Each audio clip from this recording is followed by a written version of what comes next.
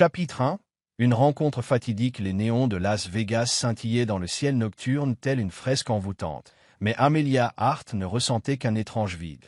Vêtue d'une élégante robe noire, elle était assise silencieusement au bar de l'hôtel Bellagio, où l'opulence semblait dissoudre toutes les peines. Devant elle, un cocktail Manhattan à la teinte rouge vif, qui ravivait des souvenirs désormais aussi douloureux que des brûlures. Quelques jours plus tôt à peine, la vie d'Amelia avait été parfaite, comme un rêve devenu réalité. En tant que jeune créatrice de mode montante à Paris, elle s'était fait un nom grâce à des collections acclamées par la critique. Elle était fiancée à Charles Beaumont, qu'elle croyait être son âme sœur, et avait pour meilleure amie Sophia Duval, avec qui elle avait partagé chaque joie et chaque peine. Mais un funeste matin, tout s'était écroulé. Elle avait découvert que Charles et Sophia l'avaient trahi. L'annonce de leur mariage imminent n'avait pas seulement été un choc, elle avait anéanti chaque rêve qu'elle avait porté en elle. Amelia avait aussitôt quitté Paris, n'emportant qu'une petite valise et un cœur lourd. Elle avait besoin d'un lieu où s'échapper, où personne ne la connaissait, ni le passé douloureux qu'elle tentait de fuir. Las Vegas lui avait tendu les bras, la cité des décisions impulsives, des rues étincelantes et des opportunités de repartir à zéro. Dans l'atmosphère feutrée du bar, le regard d'Amelia parcourait la salle et s'arrêta sur un coin plongé dans la pénombre. Un homme y était assis, solitaire, mais dégageant une étrange force magnétique. Il faisait tourner un verre de whisky entre ses doigts, son regard perçant semblant sonder chaque secret de la pièce. Henry Blackwood, homme d'affaires britannique renommé, avait trouvé refuge à Las Vegas pour échapper à la pression familiale. Héritier d'un empire financier, il subissait la contrainte de sa famille qui voulait le voir épouser Eleanor Cavendish, une héritière tout aussi fortunée. Cette union leur promettait à tous deux d'immenses bénéfices. Mais pour Henry, il ne s'agissait que d'une alliance froide, dénuée d'amour. Il était venu ici pour fuir, mais le regard d'Amelia avait capté son attention. Henry s'approcha, ses pas lents mais assurés. Arrivé à sa hauteur, il posa son whisky sur le comptoir et s'adressa à elle d'une voix grave et calme. On dirait quelqu'un qui cherche quelque chose, ou peut-être qui fuit quelque chose. Surprise par la franchise du nouvel arrivant, Amelia leva les yeux vers lui. Son regard était rempli de mystère, mais étrangement doux. « Et vous » répliqua-t-elle en cachant sa vulnérabilité. « Que êtes-vous venu chercher ici » Henry eut un mince sourire, savourant une gorgée de son whisky. « Je ne cherche rien, je fuis seulement des choses que je préfère ignorer. » Sa réponse résonna en elle. Il y avait comme une connivence tacite entre eux. Ils entamèrent la conversation et, peu à peu, les forteresses qu'ils avaient érigées autour de leur cœur commencèrent à tomber. Henry lui parla du carcan familial qui l'étouffait, de la sensation d'être prisonnier d'une vie qu'il ne maîtrisait pas vraiment. Amelia lui confia sa douleur, la trahison, l'effondrement de ses certitudes, le vide laissé par Charles et Sophia. À mesure que la soirée avançait, leurs éclats de rire couvraient le tumulte de la foule et de la musique. L'air de Las Vegas, la lueur des néons, tout semblait faciliter cet abandon. Amelia leva son verre de cocktail, le regard brillant. « Vous savez, si on veut vraiment tout oublier, pourquoi ne pas faire quelque chose de complètement faux » Henry haussa un sourcil, intrigué. « Qu'avez-vous en tête » Amelia rit, à moitié sérieuse, à moitié moqueuse. « On pourrait se marier, là, tout de suite. C'est Las Vegas, après tout. » Elle s'attendait à ce qu'il éclate de rire ou qu'il balaie l'idée d'un geste. Mais Henry déposa calmement son verre, le regard soudain grave. « D'accord, faisons-le. » Amelia se fija, incrédule. « Vous êtes sérieux » Henry acquiesça, un léger sourire se dessinant sur ses lèvres. « Je ne vois pas pourquoi pas. Nous cherchons tous les deux à recommencer à zéro, n'est-ce pas ?» Sans attendre davantage, ils quittèrent le bar et se mêlèrent à la foule qui fourmillait sous les lumières criardes de Las Vegas. Devant une petite chapelle aux néons clignotants, portant l'enseigne « Marie Maître Tonight », ils entrèrent tels des rêveurs. Face à Henry, le cœur d'Amelia battait à tout rompre tandis que le faux, prêtre Elvis, lui demandait « Consentez-vous à prendre cet homme pour époux ?» Elle croisa le regard d'Henry, où se lisait la détermination, mais aussi une tendresse insoupçonnée. Pour la première fois depuis des jours, elle sentit qu'elle pouvait laisser sa peine derrière elle. « Oui, je le veux. » Henry lui prit la main, sa voix assurée. « Moi aussi, je le veux. » À la sortie de la chapelle, baignés par l'éclat éblouissant de Las Vegas, ils s'arrêtèrent un instant, comme pour reprendre leurs esprits. Amelia se tourna vers Henry et murmura. « Qu'est-ce qu'on vient de faire? Henri sourit, son regard toujours aussi mystérieux. Peut-être la décision la plus insensée de notre vie, ou peut-être la meilleure. Ils s'enfoncèrent main dans la nuit, inconscients du fait que cet acte, qui semblait dicté par la folie, n'était en réalité que le début d'un chemin qui transformerait leur existence pour toujours. Bienvenue dans l'histoire d'aujourd'hui. Dites-nous en commentaire de quelle ville vous nous écoutez.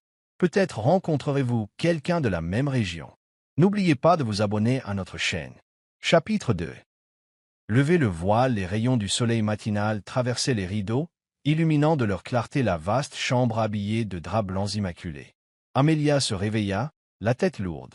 En s'asseyant, elle laissa son regard dériver sur la pièce d'hôtel luxueuse, un lustre de cristal scintillait au plafond, des tableaux coûteux ornaient les murs, et un vase de lys près de la fenêtre diffusait un subtil parfum.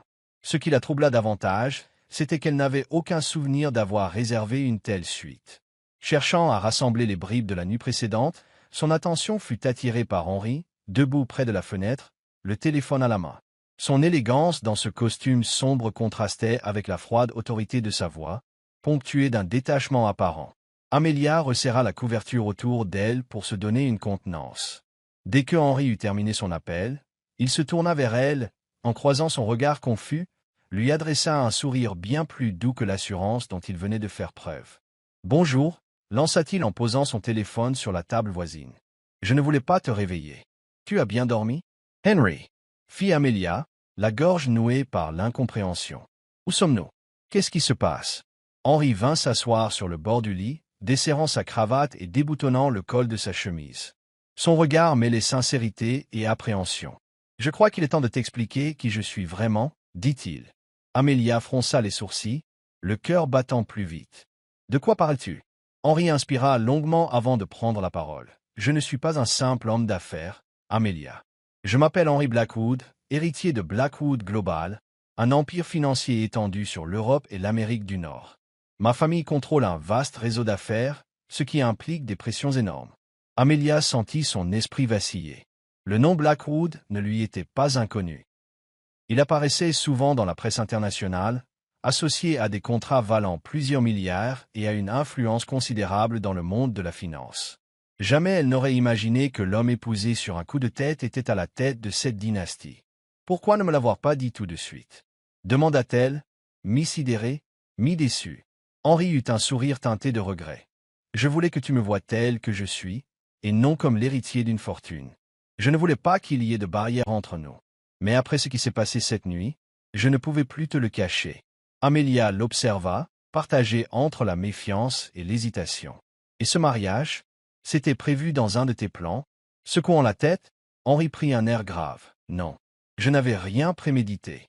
Mais quand tu as lancé cette idée de mariage, je me suis dit que c'était peut-être ma seule chance d'échapper à ce que ma famille attend de moi. Ils veulent me marier à Helena Cavendish, une union purement stratégique sans aucun amour. Avec toi, j'ai ressenti quelque chose de différent, une liberté que je n'avais jamais connue. » Le cœur d'Amelia se serra. Il y avait dans ces mots une sincérité, une souffrance qu'elle ne pouvait ignorer, mais elle était aussi intimidée à l'idée d'entrer dans son univers luxueux et oppressant. « Henri, je ne suis pas à ma place dans ton monde, » dit-elle doucement. « Je ne suis qu'une styliste qui essaie de se faire un nom. Je ne connais rien à tout ça. » Henri posa délicatement sa main sur la sienne, son contact à la fois chaleureux et réconfortant. « Je n'en sais pas beaucoup plus sur la manière de tout concilier. Mais je sais que je veux que tu restes près de moi. On fuit tous les deux des douleurs qui nous ont brisés. Peut-être qu'ensemble, on peut trouver un sens à tout ça. » Amelia resta silencieuse, ressentant dans ce geste une certaine sécurité, comme s'il pouvait être non seulement un refuge, mais aussi celui qui l'aiderait à se reconstruire. « D'accord, finit-elle par dire d'une voix tremblante. « On peut essayer, mais à une condition. »« Laquelle ?» demanda Henri, un léger sourire éclairant son visage. « Pas de secrets. Si on veut bâtir quoi que ce soit à partir de ce mariage étrange, il faut qu'on soit honnête l'un envers l'autre. » Henri opina, plus sérieux. « Honnêteté, je te le promets. » À cet instant, un pacte tacite se forma entre eux. Ni l'un ni l'autre ne savait ce qui les attendait, mais ils étaient prêts à l'affronter côte à côte. Non seulement les fantômes de leur passé, mais aussi les incertitudes d'un avenir commun. Amelia se laissa aller contre les oreillers, observant Henri qui appelait le service d'étage pour commander le petit déjeuner. Une pensée fugace la traversa. À l'instant même où elle était entrée dans ce bar du Bellagio, sa vie avait pris un virage inattendu. À présent, la seule façon d'avancer était de continuer à aller de l'avant. Chapitre 3. Faire face au défi de retour à New York, Amelia découvrit un univers totalement étranger. Un monde d'excès, de faste, où limousines et gratte-ciel incarnaient un pouvoir omniprésent et où des soirées mondaines réunissaient les figures les plus influentes de la finance. Ce n'était pas seulement la ville de Henri, c'était une arène où les forces invisibles rivalisaient de puissance, et Amelia en devenait soudain le centre d'attention. Dès qu'elle pénétra dans la demeure des Blackwood, une somptueuse résidence de l'Upper East Side, elle sentit l'atmosphère glaciale. Eleanor Blackwood, la mère d'Henri, l'accueillit avec un sourire qui n'avait rien de chaleureux. Parée d'une robe Chanel parfaitement ajustée, Eleanor dégageait une élégance et un contrôle absolu. « Bienvenue dans la famille Blackwood, Amelia », dit-elle d'une voix à peine teintée d'ironie. « J'espère que vous êtes prête à vous adapter à cette nouvelle vie. » Amelia répondit par un sourire poli, tout en ayant l'impression d'être examinée de la tête aux pieds. Au dîner familial qui s'ensuivit, Eleanor posa des questions cinglantes, examinant chaque réponse d'Amelia comme si elle menait un interrogatoire. « Où vous êtes-vous rencontrés, Henri et toi » demanda-t-elle, le regard aigu. « À Las Vegas » répondit calmement Amelia. Une rencontre fortuite qui s'est transformée en décision audacieuse. « Les décisions audacieuses peuvent être périlleuses » rétorqua Eleanor, d'un ton sec, surtout quand on ignore leurs conséquences.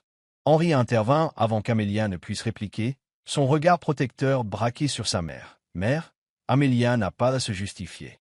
Notre mariage résulte d'un choix mutuel. » Malgré le soutien indéfectible d'Henri, Amelia devinait que pour gagner le respect de cette famille, elle allait devoir prouver plus encore que sa simple présence. Pendant qu'Amelia luttait pour s'habituer à ce mode de vie, son passé lui revenait comme un boomerang. La nouvelle de son mariage soudain s'était répandue jusqu'à Paris. Et Charles, tout comme Sophia, était bien décidé à perturber sa nouvelle existence. Son téléphone ne cessait de vibrer sous les appels et les messages qu'il lui laissait. Charles, autrefois charmant, aujourd'hui désespéré, lui envoyait des mots d'excuse. « Amelia, j'ai commis une erreur. S'il te plaît, accorde-moi une chance de me racheter. » Sophia, empreinte d'un faux remords, la harcelait de messages vocaux. « Amelia, je suis tellement désolé pour tout ça, mais tu ne peux pas simplement disparaître sans me parler. On était amis depuis des années. » Amelia ne répondait à rien, mais chacune de leurs tentatives la rapprochait de son ancienne vie, comme si son passé et son présent se heurtaient douloureusement, la laissant sans souffle. La presse rendait la situation plus oppressante encore. Les titres tapageurs des tabloïds l'accusaient de toutes sortes d'intentions. Amelia Hart, une Cendrillon ou une intrigante. Le riche héritier de Blackwood. Amour, ou manigance. Chaque événement mondain auquel elle se rendait avec Henri se transformait en terrain de guerre face aux flashs, aux caméras et aux journalistes aux questions insidieuses. Amelia, quel effet cela fait-il de passer de créatrice inconnue à membre de la famille Blackwood? Voulez-vous répondre à ceux qui vous accusent de profiter de Henri? Amelia gardait le sourire, mais au fond d'elle, elle sentait qu'elle avançait en équilibre sur un fil, prête à chuter à chaque instant. À travers tout cela, Henri restait son roc. Il percevait dans son regard la fatigue qu'elle tentait de masquer.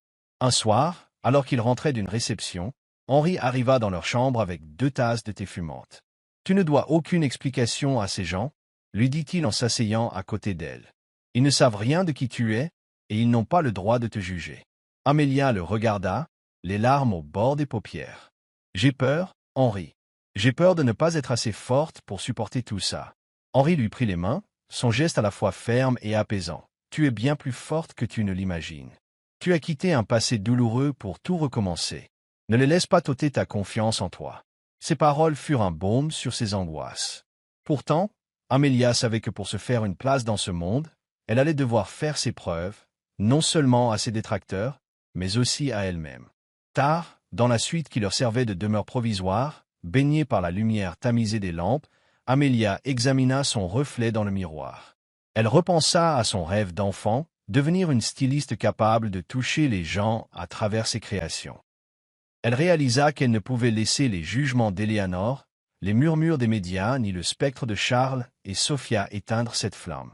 Elle inspira profondément, ses yeux brillant d'une nouvelle détermination. Si ce monde veut me mettre à l'épreuve, je lui montrerai de quoi je suis capable. En quittant la chambre, elle s'engagea sur la voie d'une reconquête, celle de la reconnaissance, mais aussi de sa propre force. Chapitre 4. Bâtir la confiance. Amelia ne supportait plus l'idée d'être considérée comme une épouse, temporaire, ou une intrigante. Elle décida de prouver qu'elle méritait pleinement sa place, non seulement au sein de la famille Blackwood, mais aussi dans le monde hyper compétitif de la mode. La passion pour la création, qu'elle croyait avoir perdue, redevint son guide, la poussant à se battre pour ce qui lui tenait à cœur. Elle se mit à planifier, avec le plus grand soin, un défilé de mode à but caritatif. Grâce au soutien financier de Henry, elle donna vie à son projet.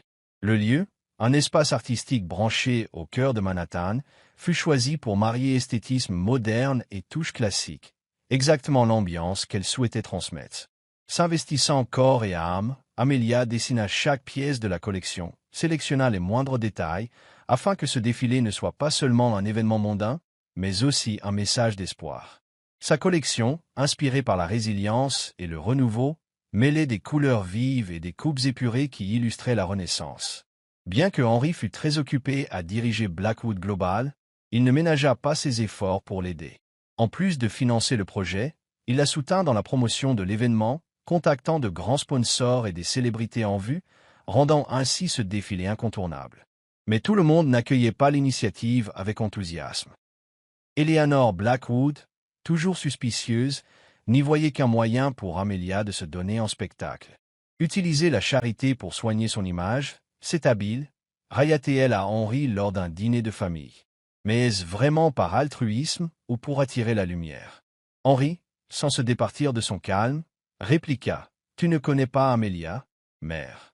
Elle n'a pas besoin de prouver quoi que ce soit, surtout à ceux qui ne veulent pas comprendre la sincérité de sa démarche. » C'était la première fois que Henry se rendait compte qu'il éprouvait plus qu'une simple compassion envers Amelia. Il était fier d'elle. Sa volonté de retrouver sa dignité et son talent l'émerveillaient. Au fil des jours chargés, Amelia et Henry s'ouvrirent peu à peu l'un à l'autre.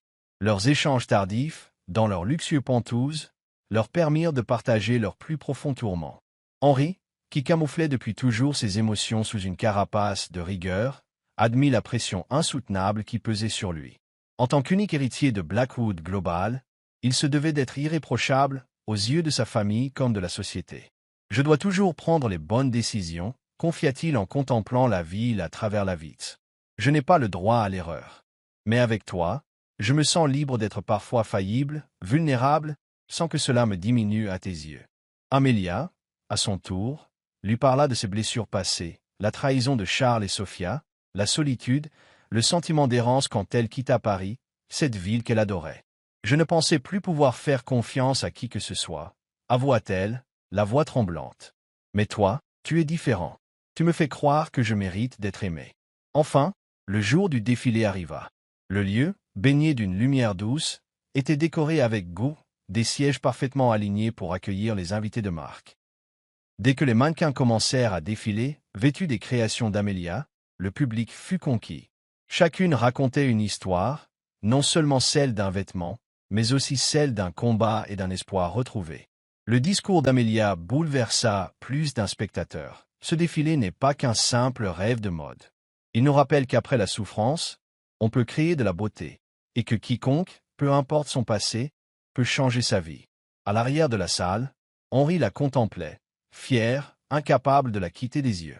Elle n'avait pas paix. Liée sous la douleur, elle avait su prouver sa valeur et transmettre son art avec son cœur. Le soir même, de retour chez eux, épuisée mais comblée, Amelia s'effondra dans le canapé, les mains tremblantes d'émotion. « J'ai réussi » murmura-t-elle, un sourire lumineux illuminant son visage. « J'ai vraiment réussi. » Henry s'assit près d'elle, lui prenant les mains. « Tu n'as pas simplement réussi, tu as fait briller tes créations aux yeux du monde. Je suis tellement fier de toi, Amelia. » Leurs regards se croisèrent, et tous deux sentirent une évidence profonde. Ce qui n'était au départ qu'un mariage précipité, censé fuir leurs problèmes respectifs, avait pris un sens nouveau. Il n'y avait pas besoin de grands discours. À cet instant, leur silence et la sincérité de leurs sentiments parlaient pour eux. Oui, l'amour véritable commençait à naître entre eux. Êtes-vous toujours en train de suivre l'histoire d'Amelia? Partagez vos impressions et émotions dans les commentaires. Dites-nous quel moment vous a le plus touché. Chapitre 5. Les tourments du passé. Amelia pénétra dans l'immense demeure de l'Upper East Side au bras d'Henri, sous les reflets étincelants du gala mondain. Les lustres d'or illuminaient la salle, les violons égrenaient une douce mélodie, et les convives, parés de leurs plus beaux atours, conversaient en riant. Même si Amelia s'habituait peu à peu à ce genre de soirée, elle ressentait ce soir une angoisse inexplicable. Ce qu'elle ignorait, c'est que cette soirée allait mettre en lumière des ombres de son passé. Alors qu'elle et Henri échangeaient avec un cercle d'invités influents, une voix familière rompit soudain l'ambiance feutrée. « Amelia, c'est bien toi? C'est retournante, son coeur se fichea. » Elle se retrouva face à Charles et Sophia, les deux êtres qui lui avaient infligé tant de souffrances. Charles, toujours aussi sûr de lui adressa un sourire en coin. À ses côtés, Sophia, vêtue d'une somptueuse robe, semblait rayonner d'une assurance calculée. « Eh bien, quelle surprise !» lança Charles sur un ton mi-figue mi-raisin. « J'ai entendu dire que tu t'étais marié. Un choix radical, non ?» Amelia, demeurant aussi calme que possible, esquissa un sourire de façade. « Charles, Sophia, quelle coïncidence de vous voir ici. Je ne savais pas que vous étiez à New York. » Sophia inclina la tête, un éclat malin dans le regard. « Nous étions curieux de ta nouvelle vie.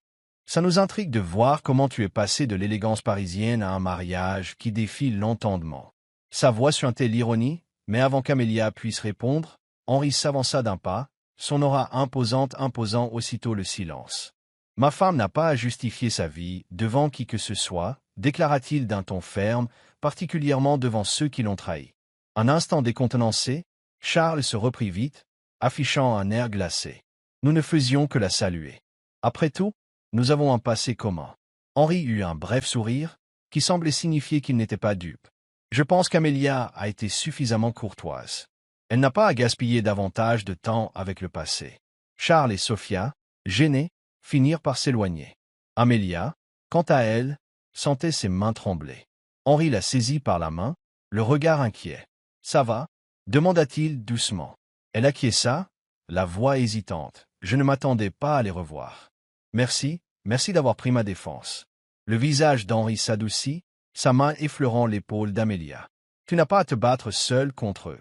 Je serai toujours là pour te protéger. » À ces mots, Amelia se sentit enveloppée d'un sentiment de sécurité qu'elle n'avait plus connu depuis longtemps. À quelques pas de là, Eleanor Blackwood observait la scène, intriguée. Elle avait toujours considéré Henri comme un homme indépendant, rarement démonstratif. Mais ce soir, devant tout le monde, il n'avait pas hésité à prendre la défense d'Amelia. Plus tard dans la soirée, Eleanor invita Amelia à la rejoindre dans son bureau. Un peu nerveuse, la jeune femme s'exécuta. « Assieds-toi. » « Amelia, » dit Eleanor d'une voix posée. « Depuis que tu es entrée dans la vie d'Henri, je t'ai observé. Je reconnais avoir eu des doutes, mais après ce soir, j'ai compris que tu rends réellement Henri heureux. » Surprise par un tel aveu, Amelia garda une attitude humble. « Merci, Madame Blackwood. Je ne veux que le bien d'Henri et de la famille. » Eleanor esquissa l'un de ses rares sourires, plus sincère cette fois. « Alors continue ainsi. Henri a besoin de quelqu'un comme toi, et je pense que tu es à la hauteur. » Ce soir-là, alors qu'il rentrait, Amelia posa la tête sur l'épaule d'Henri, un soulagement la gagnant peu à peu. « Tu les as fait taire pour de bon ?» murmura-t-elle avec un léger sourire. « Et je recommencerai, » répondit Henri, ses yeux brillants de tendresse. « Personne n'a le droit de te faire du mal. Ils essaieront peut-être de nous séparer, mais toi et moi, nous sommes plus forts que ça. » Plongeant son regard dans le sien, Amelia ne douta pas de sa sincérité. À cet instant, elle sut que leur amour venait de franchir sa première véritable épreuve. Et même si le passé pouvait encore ressurgir, avec Henri à ses côtés, elle se sentait prête à affronter tous les obstacles. Chapitre 6. Le vrai amour. Henri avait tout organisé pour célébrer leur vrai mariage, une cérémonie grandiose dans le château ancestral des Blackwood, en Écosse, là où il avait grandi. Niché au cœur de collines verdoyantes et bordé de lacs limpides, le château se dressait comme un héritage familial, parfait pour ancrer Amelia dans cette famille. Le jour des noces se leva sous un doux soleil printanier. Le château était orné de roses blanches et de nuances de bleu pastel, évoquant le renouveau et l'espoir. Des proches, des amis et quelques invités triés sur le volet affluèrent, vêtus d'habits élégants. Le regard de tous se tourna vers Amelia lorsqu'elle apparut, sublimée par une robe de mariée qu'elle avait elle-même conçue. Avec un style mêlant raffinement classique et touche contemporaine, la robe reflétait sa créativité et sa personnalité. Au bout de l'allée, Henri l'attendait, le cœur battant la chamade. Lorsqu'elle fut près de lui, il sut qu'il était plus amoureux que jamais. « Tu es encore plus belle que dans mes rêves », murmura-t-il alors qu'elle se tenait à ses côtés. La cérémonie, baignée par les lueurs dorées du crépuscule, fut un instant suspendue dans le temps. Henri prit la parole, la voix habitée d'une émotion contenue. « Amelia, tu es apparue dans ma vie alors que je ne m'y attendais pas, mais au moment où j'en avais le plus besoin. Je te promets de te protéger, de te chérir et de te soutenir, où que la vie nous mène. » Les larmes aux yeux, Amelia répondit. « Henri, tu m'as montré que le véritable amour n'est pas dans la perfection, mais dans la sincérité et la patience. Je promets de relever chaque défi avec toi et de rester ton pilier, comme tu l'as été pour moi. » Ils échangèrent les alliances, symbole d'une union infinie. Lorsque l'officiant les déclara mari et femme, Henri se pencha pour l'embrasser, déclenchant une vague d'applaudissements et de cris de joie. Le banquet se tint dans les jardins du château, éclairé par des guirlandes suspendues aux vieux arbres centenaires. Amelia et Henri ouvrirent le bal, leurs pas s'accordant au piano qui jouait une mélodie douce, leurs yeux se promettant un amour inconditionnel. Les convives festoyèrent dans la bonne humeur. Ce qui toucha particulièrement Amelia fut le geste inattendu d'Eleanor Blackwood. Dans un moment d'intimité, elle s'approcha, posant une main légère sur l'épaule de sa nouvelle belle-fille. « J'ai douté de toi », reconnut-elle d'une voix plus douce que jamais. « Mais aujourd'hui, je comprends enfin pourquoi Henri t'a choisi. Tu l'as comblé de bonheur, lui et toute notre famille. Je suis fier de t'appeler ma belle-fille. » Émue, Amelia lui rendit son étreinte. C'était la plus belle marque d'acceptation qu'elle pouvait espérer. Un an plus tard, Amelia et Henri accueillirent une adorable petite fille, qu'ils prénommèrent Lily Eleanor Blackwood, en hommage à la fois à la douceur d'Amelia et au nom de Blackwood. Lorsqu'Henri prit son enfant dans ses bras pour la première fois, ses yeux brillaient de fierté et d'amour. Amelia, de son côté, connut un essor fulgurant dans sa carrière, devenant une icône de la mode. Sa collection, intitulée Rebirth, puisait dans son propre parcours, captivant le public du monde entier. Chaque pièce témoignait d'une renaissance après la douleur, d'une quête d'amour et de la force qu'on puise à se reconstruire.